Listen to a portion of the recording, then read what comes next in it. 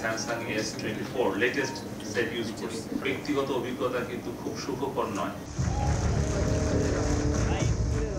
2021 সালের 12 ডিসেম্বর বাংলাদেশ সচিবালয়, জাতীয় সংসদ ভবন, প্রধানমন্ত্রীর কার্যালয় সহ দেশের 6টি স্থানে পরীক্ষামূলকভাবে দ্রুতগতির 5G সেবা চালু করে টেলিটক।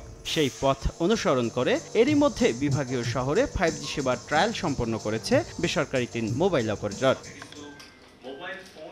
এই অবস্থায় রোববার আগারগাঁওয়ে বিটিআরসিতে এক সভায় বাণিজ্যিকভাবে শিল্পাঞ্চল, হজরত শাহজালাল আন্তর্জাতিক বিমানবন্দরের 3rd টার্মিনাল, চট্টগ্রাম বন্দর, গুলশান বনানী ও আগারগাঁও এলাকায় 5G সেবা চালু করতে মোবাইল অপারেটরদের নির্দেশ দেন ডাক, টেলিযোগাযোগ ও তথ্য প্রযুক্তি প্রতিমন্ত্রী।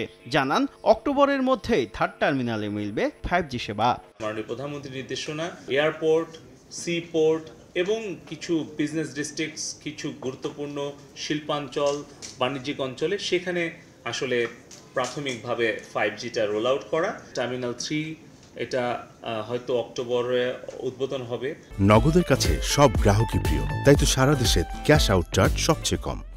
উঠে আসে কল ড্রপের ভোগান্তি ও গ্রাহকদের ক্ষতিপূরণ না পাওয়ার প্রসঙ্গ।